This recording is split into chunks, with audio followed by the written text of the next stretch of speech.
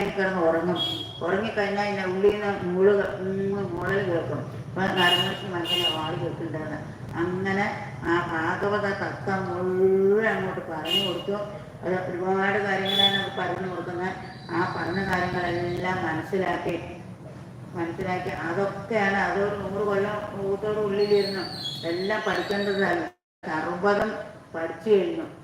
അതുകൊണ്ടാണ് എനിക്കതൊക്കെ. പക്ഷെ എൻ്റെ അമ്മ പിന്നെ സ്ത്രീ ആയതുകൊണ്ടും കാലപ്പെടുന്നുകൊണ്ട് അമ്മയൊക്കെ മറന്നു. പക്ഷേ ഞാൻ പിന്നെ കുട്ടി ആയതുകൊണ്ടും ഇത്രകാലം ഗർഭത്തിൻ്റെ ഇതുകൊണ്ട് എനിക്ക് ഭാഗ്യമായിട്ടുള്ളൊരു സംഘമൊന്നും ഇല്ലാത്തതുകൊണ്ടും അതെല്ലാം എനിക്കിപ്പോൾ നല്ല ഓർമ്മയുണ്ട്. നിങ്ങൾ തന്നെ നോക്കുക.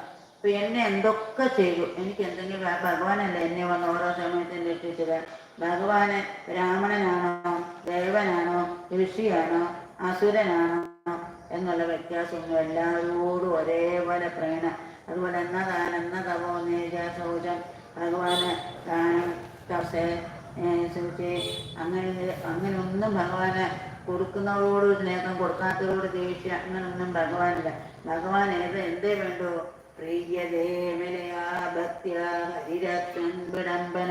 ആ ഹരിപ്രീതി കിട്ടണമെങ്കിൽ നിർമ്മലമായ ഭക്തി ഒന്ന് മാത്രം എൻ്റെ കൃഷ്ണ മനസ്സ് വിട്ടൊന്ന് വിളിച്ചാൽ ഭഗവാൻ നമ്മുടെ മുമ്പിലെത്തും. ആ വിളിക്കുന്ന വിളി കൊണ്ടാണ് ഭഗവാൻ വരാത്തത്. എല്ലാം അങ്ങോട്ട് പറഞ്ഞു കൊടുത്തപ്പം പിന്നെ അവർക്ക് കുട്ടിയൊക്കെ ഇഷ്ടമായി. അപ്പോൾ നമുക്ക് ജപിക്കാം, നിങ്ങൾക്ക് ജപിച്ചോളിന്ന് പറഞ്ഞു കൊടുത്തു. ഹരേ നാരായണ ഹരേ നാരായണ ഹരേ നാരായണ ഹരേ നാരായണ. ഒരു പ്രസാദനെ കൊണ്ട് അവരാകെ വിഷമിച്ച. ഇപ്പം 2ാം മണിക്കുമാരെ എവിടെയോ പറഞ്ഞു എന്തോരു ബഹളം കേൾക്കുന്നു, എന്താ അവിടെ നടക്കണേ നോക്കുമ്പോൾ എന്താണ് കേട്ടിൻ്റെ അവിടെ നോക്കുമ്പോൾ കുട്ടികളുടെ കൂകലത്തെ മൊത്തം കുട്ടികളെ കൂടി ജപിക്കുക ഹരേ നാരായണ ഹരേ നാരായണ ഹരേ നാരായണ ഹരേ നാരായണ. ഈ ജപം കേട്ടതും കിട്ട വരയ്ക്കാൻ തുടങ്ങി. ആരെ? 2ാം മണിക്കൂർ ഊട്ടി. രണ്ടാമത്തെ ഹേ രാജാവേ, അങ്ങയുടെ മകൻ ഞങ്ങളുടെ ഗുരുകുലം മുഴുവൻ അശുദ്ധമാക്കിയിരിക്കുന്നു. ഇനിയിപ്പോ യാതൊരു രക്ഷയില്ല, എല്ലാവരും ജപിക്കാൻ തുടങ്ങി എന്ന് പറഞ്ഞു. ഹിരണ്യകാശ് പോയില്ല, ദേവയ്ക്ക് പ്രസവിക്കുന്നതിപ്പോ കംസൻ ഓടിയൊന്നുമില്ല.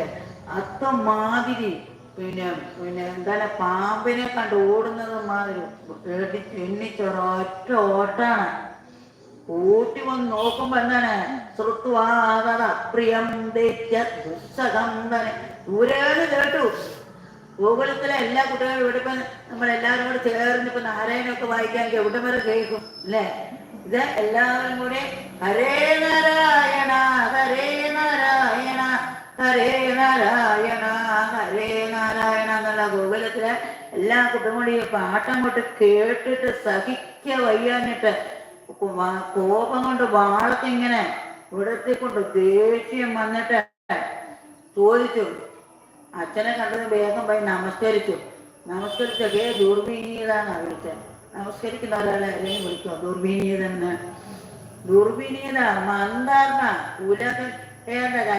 കുലത്തെ മുഴുവൻ പിന്നെ നശിപ്പിക്കുന്ന അധമ. നിനക്ക് ആരാടെ ബലം തന്നെ മറ്റാസറോതൂതം നേച്ചേ തോതിയ മറ്റേ മിനി ഇനിയല്ല യമന്റെ പുറത്തേക്ക് വിടും. നിനക്ക് ആരാണ് എത്രയൊക്കെ ബലം തന്നെ എന്നെ ധിക്കരിക്കാൻ മാത്രം? ഞാനൊന്ന് കണ്ണുരുട ഈ ലോകത്തുള്ള സർവ്വ ആളുകളും വിറയ്ക്കും, നീ മാത്രം എന്താ വിറയ്ക്കാത്ത ചോദിക്കാൻ? നിനക്ക് ആരാ ഒരു ബലമുള്ളത്? സമാധാനം തന്നെ. അച്ഛാ എന്നാ കേവലമ്മേ ഹേ രാജാവേ, എനിക്ക് മാത്രമല്ല അച്ഛനും ഇങ്ങനെ തുള്ളുന്നുണ്ടല്ലോ, തുള്ളുന്നതിൻ്റെ ബലം വേണ്ട. അതാരാ? അച്ഛൻ്റെ ബലമൊന്നുമല്ല, ആ ഭഗവാന്റെ ബലം തന്നുകൊണ്ടാണ് അങ്ങക്ക് തുള്ളാൻ സഹായിക്കുന്നത്. അതുപോലെ അച്ഛനും എനിക്കും ഈ ലോകത്തുള്ള എല്ലാവർക്കും ബലം തരുന്നവരാണ് ആ ഭഗവാൻ മാത്രമാണ്. ആ ഈശ്വരൻ്റെ ഒരു ലീല കൊണ്ടാണ് നമ്മളൊക്കെ ഇങ്ങനെ ഇരിക്കുന്നത്. ആ ഭഗവാൻ അങ്ങനത്താണ് സൃഷ്ടിച്ച് രക്ഷിച്ച് സംഭരിക്കുന്ന ആ ഭഗവാൻ തന്നെയാണ്. ആ ഭഗവാനാണ് എനിക്കും ബലം അച്ഛനും ബലം. ചാവാൻ പോകുന്ന ആളുകൾക്ക് ഈ പിച്ചും കൈയും പറയും ഞാൻ കേട്ടിട്ടുണ്ട്. ഇപ്പം നിനക്കിപ്പോൾ അതാണ്, നിന്നെ ഞാൻ ഇപ്പോൾ കൊല്ലും. നിനക്ക് ഭാഗ്യമില്ല, നിനക്ക് രാജാവായിട്ട് ഇവിടെ ഇരിക്കാൻ പാടില്ല, ഭാഗ്യമില്ലാത്ത നിന്നെ ഞാനിപ്പോൾ കൊല്ലും. എവിടെയാണ് നിന്റെ ആ വിഷ്ണു? നീ പറയാനുള്ള ഈശ്വരൻ നീ കുറെ നേരമായി പറയുക. നിന്റെ ആ ശ്രീകരി എവിടെ ഇരിക്കുന്നത്? എല്ലായിടും ഉണ്ട്, തൂണിലുണ്ട്, തുരുമ്പിലുണ്ട്, സർവത്ര